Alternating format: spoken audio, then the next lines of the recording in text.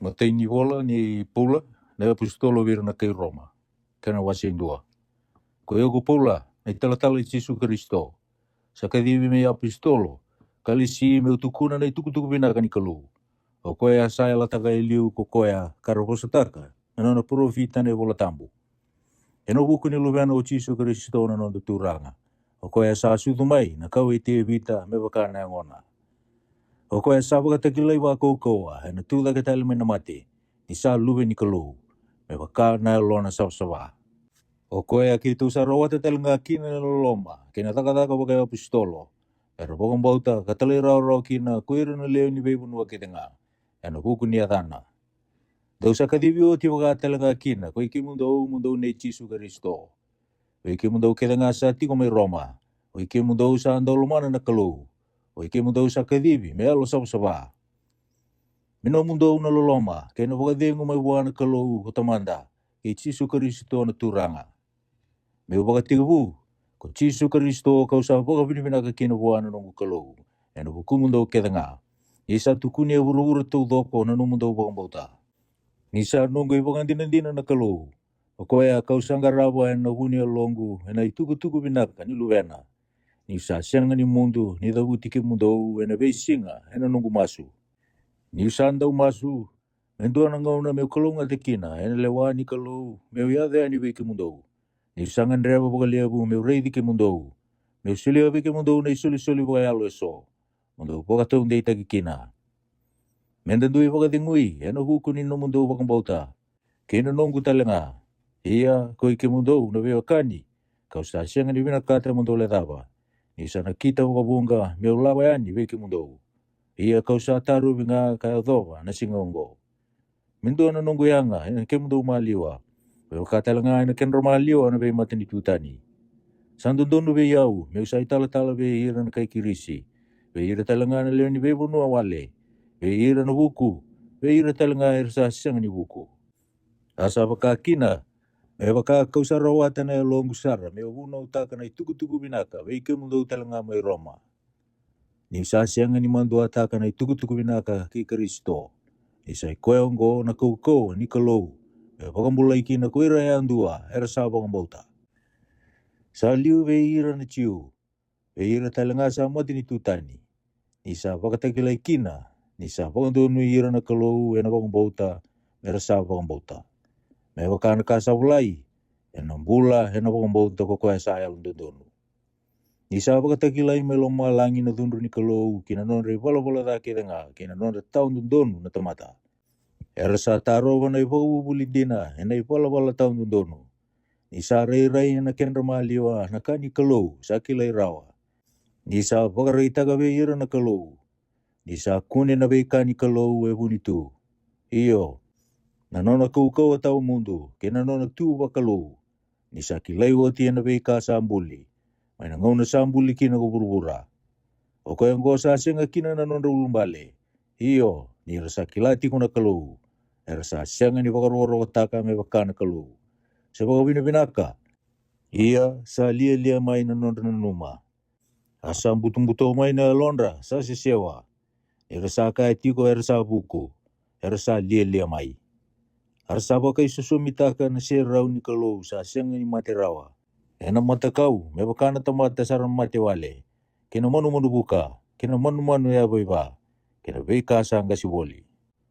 O koe sa beauty rekina na kalou, merang geleng-gelewa ena ndomo ni alondra. Mera pakabela ataka kina na ngondra pakaira. Ia era sa pakai susumitaka, na ibubulin din ni kalou, ena kaya lasuale. Ara sa soro kina kanggarawa na kasa ambuli, kasi ngai ko koe sambulia. O koe sa nona na pakaroko-roko, kasi nga ni mundu, emeni. O koe sa beauty rekina na kalou, mera muria na ndomo ni pakasisila. Ni rasa waka susumitaka, ko ira na nondra lewa na wala sa lesi, ena dua tani siyang ni lesi. Sa wakatal nga kina ko ira na tangani, ni rasa ambiuta na wala sa lesi bata, kina lewa, sa wanga na nondra bindu mo ni waka ira. Arasa kita ka ko ira na tangani, na kabila asar, ke ira na tangani. Asa yado kina be ira na isong dundoni ni nondra takatala. Iya ni rasa siyang ni binakata, merakilati ko na kalou, sa beauty ira na kalou, mera lomba wakatani, mera kita kana veka esenga ni kili ke ira. Mera sinai ana ka ke denga eda, ena elu da, ena dau kodo, ena dau beba dadani, mera sinai ana bubu, ena lamba, ena veleti, ena dau beba kaisini, ena elu dundu, mera dau beba kasolo kakana, mera dau kakase, mera dau data na kalau, mera bosa lebu, mera bebe lebu, mera dau do kaira, mera dau wakabuna na da, mera dau tala indre ki beira na norangase, mera senga ni alu matua, mera ala, kala sutale, karasa da biokani, mera senga ni alu loloma. Ia ni resa kila tiko na lewani kalau, ni sandundono, me mati ko ira resa kita kana beka bogongo, resa senga ni kita ko lenga wira, resa andau bina kati ira telenga, resa andau kita ka. Wase rua. O koyango sa senga kina no mulung bale. O iko na tamate andua sa andau lewa. Niko sa ambita ki iko, hena no lewa na tani. Niko sa iwala tiko baka kina, ko iko sa andau lewa. Ia enda sa kila sa andina na lewa ni kalau beira, era sa kita kana beka bakaongo. Ia ko iko na tamata, sa lewa ira era sa kita kana beka bakaongo. Sa iwala baka kina. Ko sana numan beka ko nandro rawa may na lewa ni kalau. Siya ko sa ambeda beka na nono loloma lebu. Kina nono bosota bukan dende. Kina nono dunru baka malua. Kako sa siya nga ni waka sama ni sa tumberi iko, kina bebu tuni na loloma ni kalau. Ia ko iko, me baka nono mo yalo kaua, kina lomamu sa siya nga ni bebu tuni. Ko sa ambi niya tiko nga be iko na dunru kina singa ni dunrubi. Ano baka reita kikina na lewan dundonu ni kalau. O koya hena sa umana tamate andua, me baka na nona iwala. Nambula tau mundu, be ira era sa ngumutu tiko na iwala binaka. Kapag sanggara na uku, kena iwakaroko, kina tau matirawa. Ia na dunru kena lesavi, be ira era sa andau be leti, katala indre kina iwabu bulindina. Ia katala rawa, kina iwabu buli tau nudonu. Nararawa kina eluma, be ira na tamate kete nga sa iwala datiko. Sa liu buwan ciu, be koe tele nga sa matini tutani. Ia na uku, kena iwakaroko, kena wakadengu, be ira kete nga sa iwala binaka. Sa liu buwan ciu, be koe tele nga sa matini tutani. Ni sa senga ni binakati ira wakailoa na tamate na kalau. Ni na rusa, me baka sa senga na bunau, o ira kete nga sa iwala da, ka senga be ira na bunau. Ia ni lawai na bunau, o ira kete nga sa iwala da, ka sa tu be ira na bunau. Ira sa senga ni nundonu, ena mate ni kalau, o ira era sarungoda wale nga na bunau, o ira nga era samuria na bunau, era na bakandonui. Ira sa kita ka baka ira nga na kanyi bunau, ko ira na be mate ni tutani. Sa senga be ira na bunau, era sa angay non bunau baka ira nga. Ia sa andina sa senga be ira na bunau. O ira era sa baka takilasar, ni sa walai na londa na iwala ni bunau. Kani sa bunga dinan tiko, na nonda lewa loma talenga. Kana sa andui lewa ni sa dala, sa sandu donu na nonda iwala. Ena singa ena lesici su Kristo kina na kalau, me lewa na nonda vika uni tu na tamata, me baka na nongu tuku binaka. Ia ke baka ko sa baka tukai muciu, kako sa baka rarabi, ena bunau. Kasando kondo kai ko, ena huku ni kalau, kako sa kila na lomana, kabinakata na vika sa binakasara. Niko sa baka tabuli ni may na bunau, o sa baka rarabi talanga, veiko, mutumberi ira na matamboko. Mononra rama ersa tiko na butumbuto. Mononra ibo bubuli ersa sisewa. Mononra ibo bubuli na ngoni lalai. Ni sa nomu ena bunau na ibo katakara ni hukundina. Ia ko iko, ko sa anda ubo katabuli na tani. O siya nga lini baka buli diko. O iko, ko sa anda ubo na umekakuan ng butako. O sa ambong butako ko iko. O iko, ko sa anda ukaya mekakuan ng dawelewa. O sa ambong dawelewa ko iko. O iko, ko sa anda udata na be matakau. O sa ambong butako may napan ni soro. O iko, ko sa anda kondo ka iko, ena huku ni bunau. O sa ambong baka lilay ko na kalau, ni ko sa anda utalain rendre, kinabunau ko ya. Ni sa anda ubo sa baka dadataki, na yada ni kalau. Pe ira na be matinitu, ena buku mundo. Meba kasa bulay. Nisan dina sayang na bidili. Kapag ako sa taliraw raw kinabunaw. Kapag ako sa talindendre kinabunaw. Saya do kina no dili metawa dili. Kapag kain dua sasyang ni dili kasamuria na iwala-wala nundono ni bunaw. Siyang ali ni wili na no tawa dili mi dili. Ko sasyang ni dili wayango kasamuria na bunaw. Siyang ali ni lawa iko. O iko sa talindendre kinabunaw. Sa tube iko na iwala kina dili. Nisa siyang ni chiu ko koya sabaka kina waray wala nga. Sa siyang ni dili na kasaray wala nga enango. Sa chiu ko koya sabaka kina loma. Asa pagayalo na dili. Sa kanyalo. Kasa siyang ni kanyo po sa wala nga. O koya sa siyang ni duka ko hira na tamata. Sanduka nga ko koya na kalu. Wasitulu. Adaw na ka sabi na kataki kina. Na chiu. Sa daw na betiana na dili. Elebu na kakede. Elebu sara. Isalesive ira mermaru roya na bosa ni kalau. Iya kabakay bay. Pakasasyan ni bukong bauto ko ira iso. May pakatawa nga tagali na hindi na nakalaw na nasyang ni bukong bauta. Nga isara. Hindi na nga nakalaw. Kami laso na tamata kita nga may baka nakasabolay.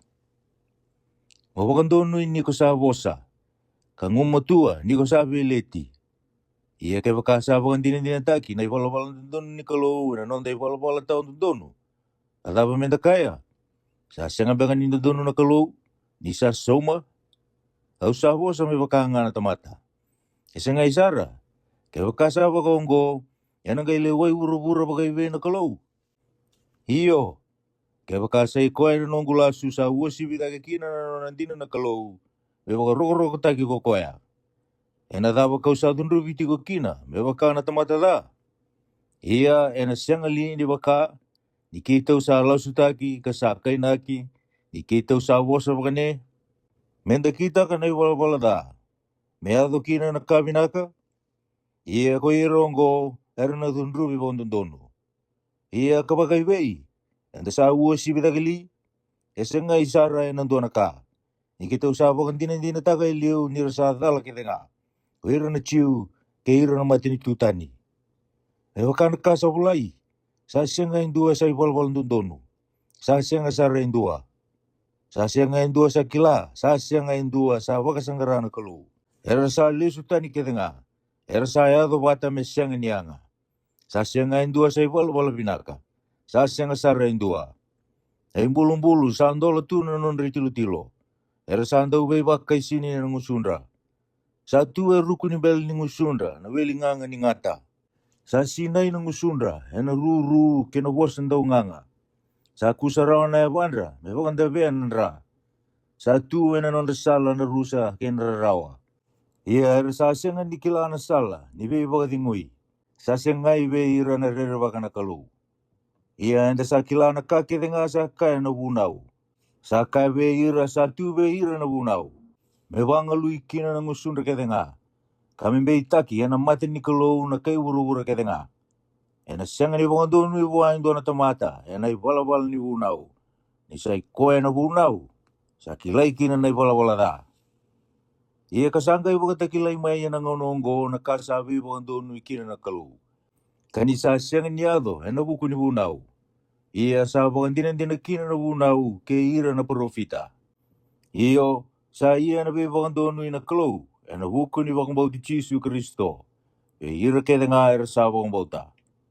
Ninda sa tuto bata kaya nga, ni sa ipala-pala da ako ira kaya nga na tamata, karasyan nga niya doba, nakaya bakang roro ko tagikina na Kalo. Ara sa bakang doon na wala nga, yan ano naloloma ni sa bulia, nanonobula ko Jesu Kristo. O koya, sa lisya na Kalo, may bulong-bulo, ira sa bakang bauta, yan ano nandra. Pagkatakila na noon ay wala-wala doon ni sa siya nga ni so, man ay wala-wala da sa takawati. Kanisa bosot na Kalo. Iyo, may pagkatakila ay nangononggo na noon ay alon doon. May saan doon ko koya. Kapag doon koya sa bakang bauti Jesu. Saan kayo ibimbe ka na kanibay itong kay? Sa takalisara, ay nabuko ni bunaw daba. Nabunaw ni takatakali, ese ngay. Ay nabuko nga ni bunaw ni bakang bauta.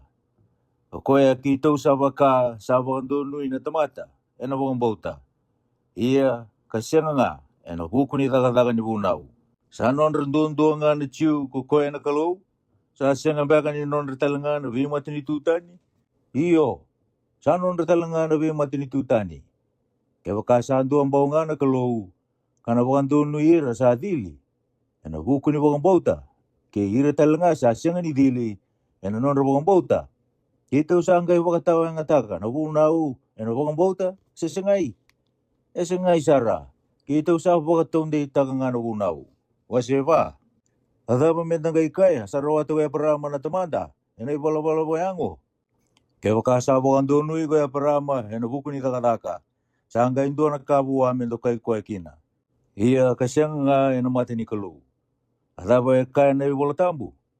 Sa wakang bauta na kalu ko ya parama. Asa wakati wa mi ibala-bala nundono. Iya na kaya na isaw buwan na tamatan do taka-taka. Sa siyang ni wakati meloloma. Sa akin na ibuli nga. Iya ko kaya sa siyang ni taka-taka. Asa wakang bauti ko ya. Sa wakang dono ya na tamata ibala-bala da. Sa wakati buwan na wakang bauta. May ibala-bala nundono. Sa wakati nga kino ko tebita. Ni sa tukuna na kinakalungatan na tamata. Sa wakati buwan na kalu na ibala-bala nundono. Iya kasyang ay nabuko ni taka-taka. Sa kalungat ko ira sa bukod. Ginanon ibala-bala da.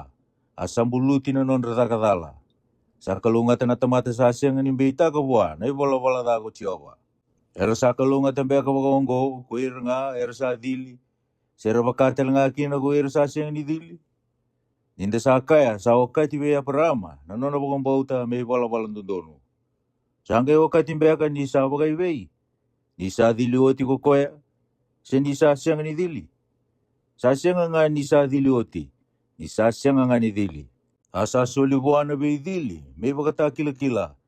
May wakang dinataka. Ni sa wakang dono ko koya. E nabuko ni nona wakang bauta. Ni sa siyang atu ni dili. May hago kino ko koya may taman rekata nga. Era sa wakang bauta. Iya karasiyang ni dili. May wakati beira talaga na iwala-walang dono. May taman rekata nga era sa dili.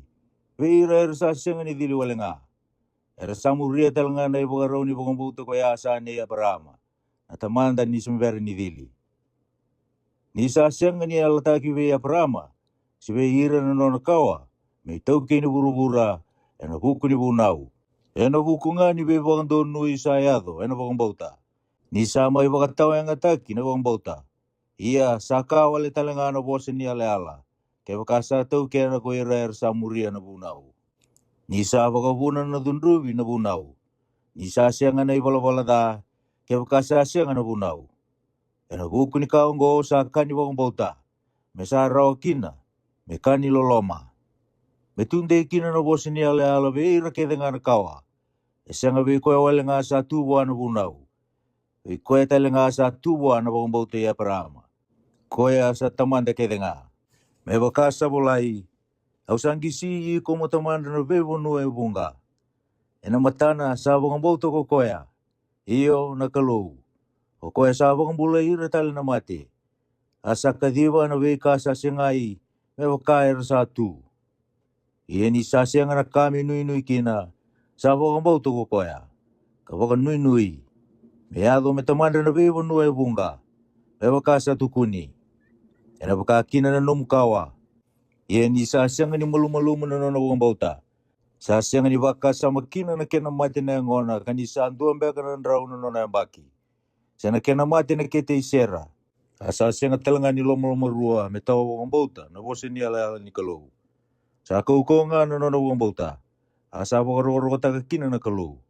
Asa wakang tinatasara. Isa raw bikoya. May pakadora na kasayal taka.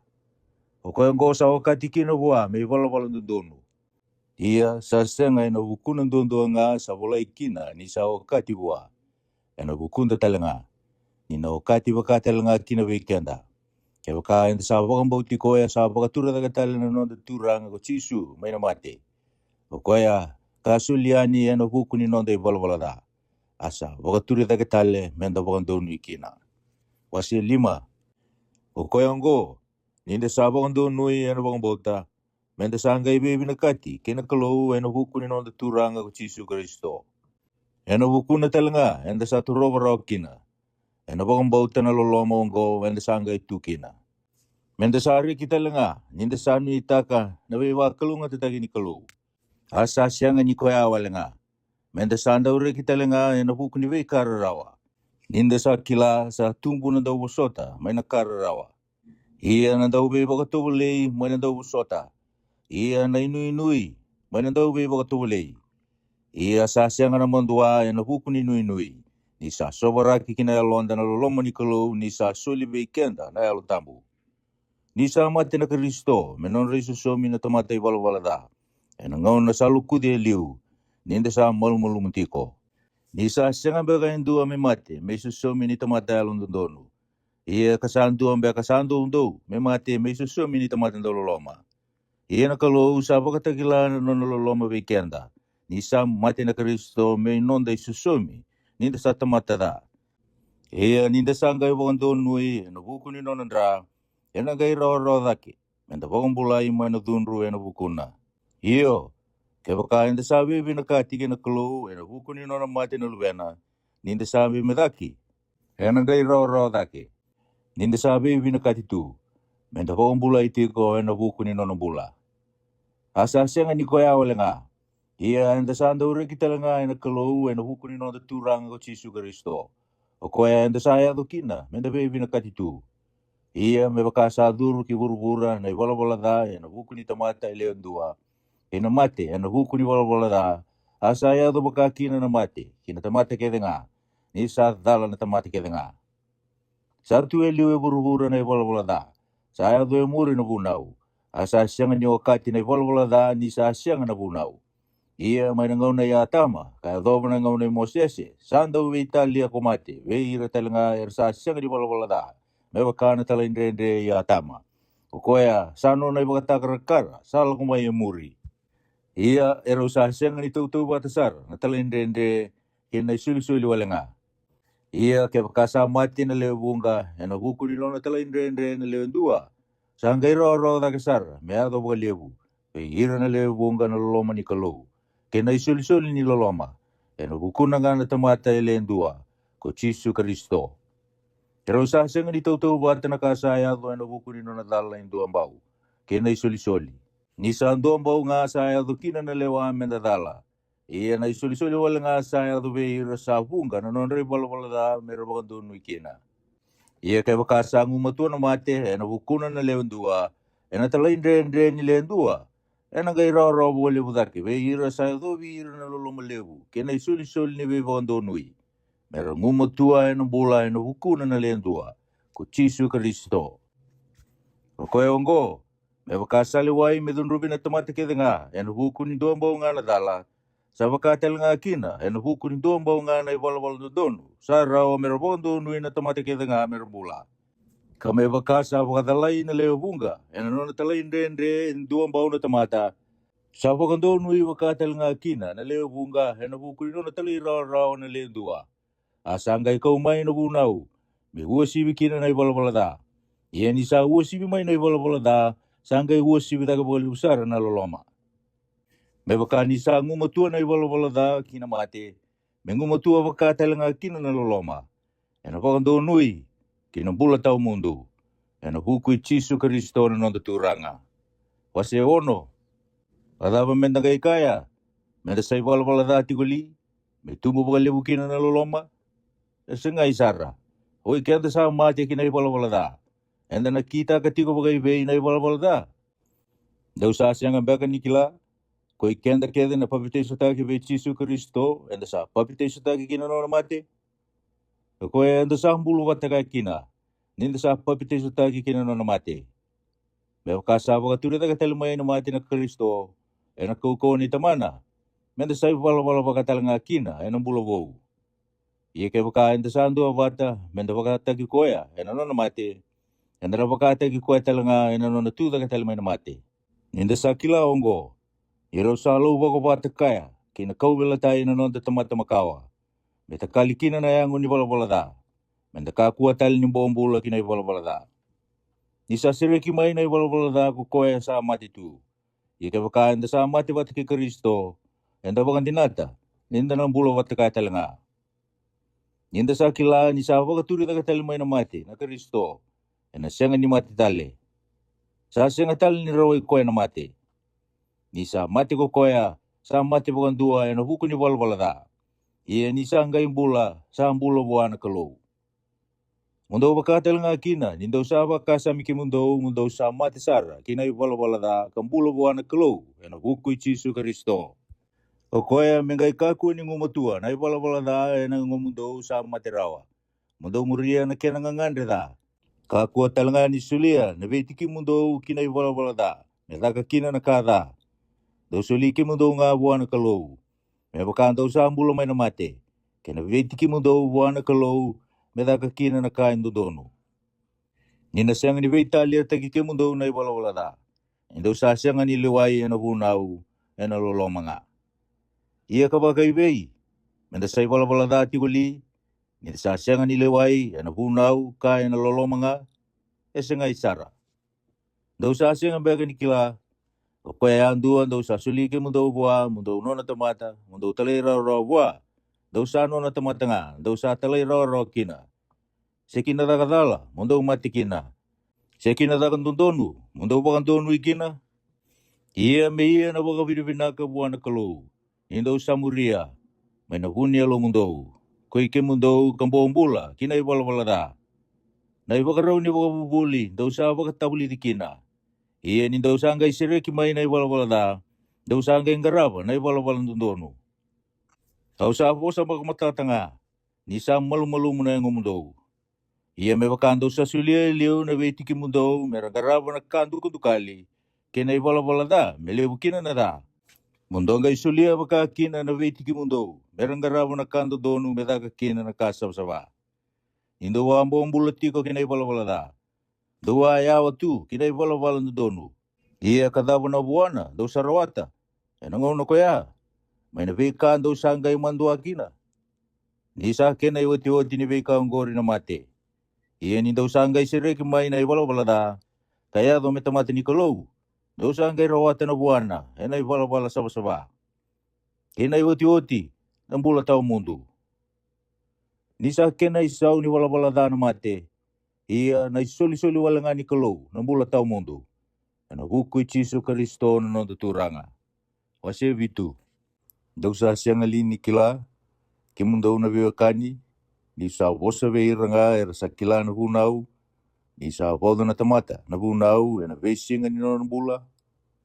Iyan na lewa sa bawati. Sa bawdi koe na bunaw buwan na utina. Ni sa ambula tiko ko koya. Ika bakasa mati na utina, sa ngay sireki kina na lewa, may na bunaw ni bewatini. Koe na bakatukay kina, mendaw tangani. Kaya bakasa lagi bukawati, kaya nando na tangani tani. Ni sa ambula tiko na utina. Ia kaya bakasa mati na utina, sa ngay sireki nga may na bunaw koya. Kana siya nga kina nindaw tangani. Kaya baka na lagi bukawati, kaya nando na tangani tani.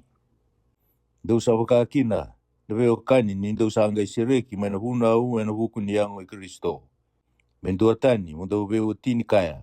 Ia ko koya sa baka tuli da katalumay na mati, menda huwa kina huwa na kalo.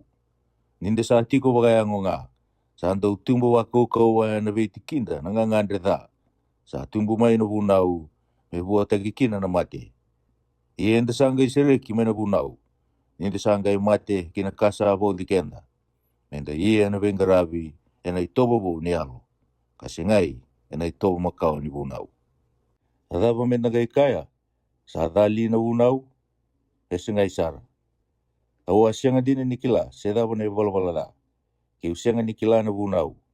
Yusa siya nga ni kila, sedaba na daw kodo-kodo. Kaya bakasa siya nga ni kaya na unaw. Kaku ni kodo-kodo. Iya na da, ni sa kau-kau ay na huku ni unaw. Sa baka tumbura ilo manggu na ngangande da kita nga. Ni sa mati na da, ni sa siya nga na unaw. Iya kawang bulang ay liu, ni sa siya nga na unaw. Iya ni sa lakumay na bos ni bunaw, sa ambula tal na da, kau sanggay mati kina. Iya na bos ni bunaw koya, sa ayado raw kina na bula. Kau sa kunea, sa ayado kina na mati. Ni sa kau ko na da, na buku ni bos ni bunaw. Asa tema kio kina, kapag mati yaw. Iya sa sawa-sawa na bunaw, Sa talanga na ibogaro. Sa dundunu talanga kaminaka. Sanga iya tomber kana kaminaka me kami umatikina ese nga isara. Ada nga rei kina ni sara. Sa taura na kaminaka me kita kiau kina me umate. Rei kina na da me dandi na sara. Ena wuku ni wosa ni bunau. Ninda sa kila sa kabwayalo na bunau. Ia ko iau. Au sa wagayang wala nga. Kau sa wuli taki kina da. Aka kau sa kita katiko. Au sa sianga ni binakata. Ia nakakau sa binakata. Au sa sianga ni kita ka. Ia nakakau sa data. Au sa kita katiko. Ia ke makakau sa kita ka nakakau sa sianga ni binakata. Au sa kakina ni sa binaka na bunau. Asa sianga ni ko iau ndina sa kita ka. Adanga sa tiko biyau. Ni usa kila sa sianga sara ni tiko biyau e nanongo i tobo bagayango. Indua na kabinaka. Ni sa tiko nga biyau na binakata na kabinaka. Ia na kau me kita kakina. Kau sa sianga ni kunea. Ia na kabinaka kau sa binakata. Kau sa sianga ni kita ka. Ia na kada kau sa sianga ni binakata. Kau sa kita nga. Ia kau sa kita ka na kau sa sianga ni binakata. Sangga sianga ni ko iau ndina ka kita ka. Natranga sa tiko biyau. Ia kau sa kunea kina indo na bunau. Sa tiko kina biyau na da ni usabia kita ka na binaka. Ni usabi na kata na bunau ni kalau ena lomangundina. Ia kau sa kunea indo atani na bunau. Ena beiti kingu. Rau sabi wala. Kena bunau sa tu ena lomangu. Asa bambula taki au kina bunau ni da. O koe sa tiko ena beiti kingu. Atamata vololomo ko iau. O de ena seriki au manayangu ni mateongo. Au saba ko bina ka buana kalau ena buku ni nondo turanga ko Yesu Kristo. Ia sangga ibogongo au sangga raba na bunau ni kalau. Ena lomangu dina. Ia na bunau ni bala da. Ena nongu i tobo wayango. Wase walu. O koe ongo wer sa senga kina ni lewai. Medunrubi ko era sa tu wate ki Kristo Yesu. Era sa senga ni murietiko na i tobo wayango. Era sa muria nga na alo tambu. Ni sa sereki au mai na bunau ni da. Kena mate. Na bunau ni alu ni mbula ve Kristo Yesu. Ie ni sa senga ni rau akina bunau. Ni sa molu ena huku ni tobo wayango. Sangga lewana kalau me mate na da ena yango. Ni sa tala na lubena, ena i tobo ni ango sa tukina na da. Sa me isoro ni wala da. Menta ta kawarao kina na i wala ndondonu ni bunau. Ninda sa sianga ni murieti ko na i tobo wayango. Enda sa muria nga na alo. Ni rasangan remo na veka wayango, ko ira era sa i tobo wayango. Ia na veka wayalo, ko ira era sa i tobo wayalo. Ni sa buni mati na ngandreva, ni tobo wayango. Ia sa buni mbula, kina wakadengu na ngandreva. Ni tobo wayalo. Ni sabi me daki na tobo wayango kina kalau. Ni sa sianga ni wakarungoda na bunau ni kalau.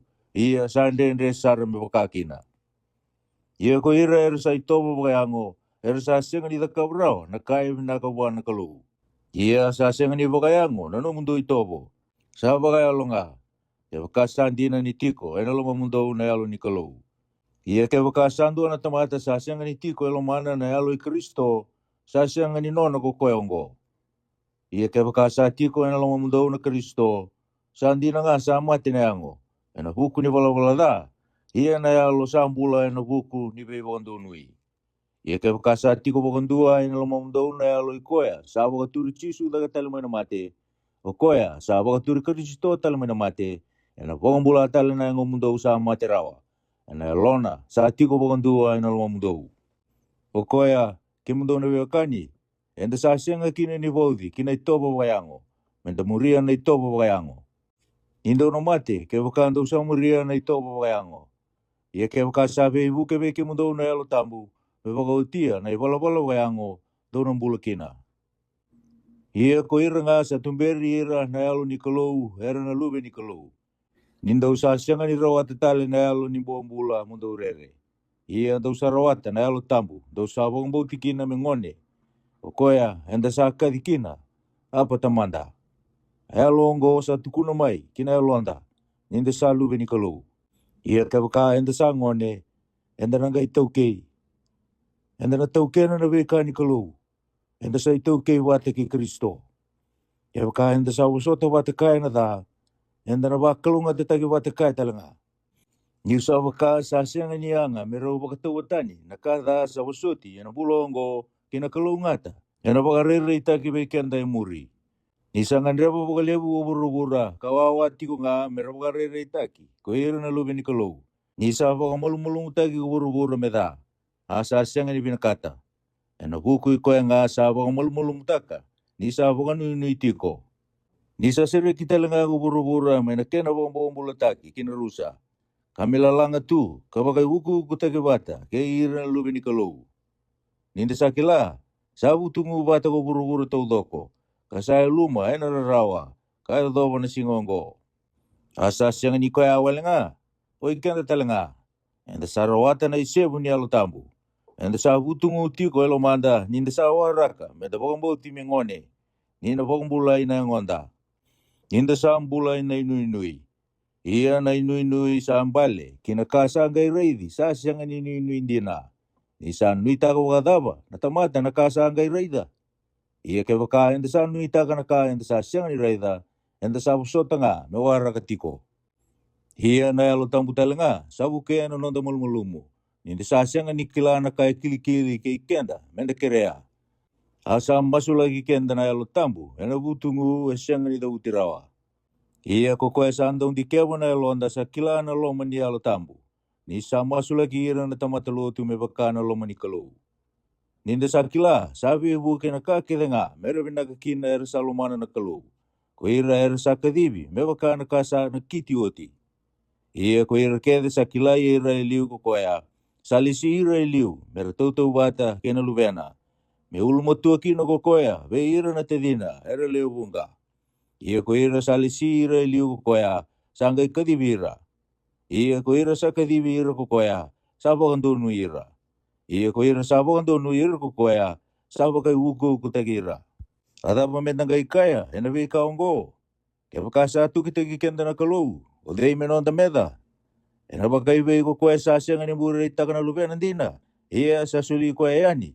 Me kenda isu somi keda nga, ena ndre bukada bubua, me sulia wali nga ve kenda na kakeda nga bata koea.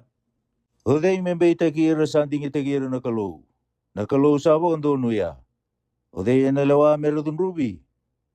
O karisi tochi isu nga sa mate. Iyo, sambula na katale. Asa tiko tala nga inalingan matao ni kalou. Kasama masu lagi kenda. O dei menatawa sa ikenda, may nalulumay Kristo. Akara raoli, sena luma, sena daw bebadadani. Sena daw singa, sena lubay wale. Sena daw bebarerei, sena iselewaw. Me bakana kasa bulai, ena bukumni, kita usabang mataikina ena singa tau daw kabongi. Kita usabang katuto batani, kena sipi ena bang matei. Esengai, ena kakita nga ongo, ena sa ngumutua sarakina. Ena hukui ko ena salumani kenda. Ni sa kila baga indina, ni sa sianga ni rawata na mate. Senambula, sekuira na yang ilose. Sekuira sa liu, sekuira sa kukawa. Senabika sa yago indai, senabika, ena yago muri. Senaka dedere, senaka titombu. Sendua tani naka, metawa se kenda may naloloma ni kalou. Sa yago na buku Kristo Yesu na turanga. Amen.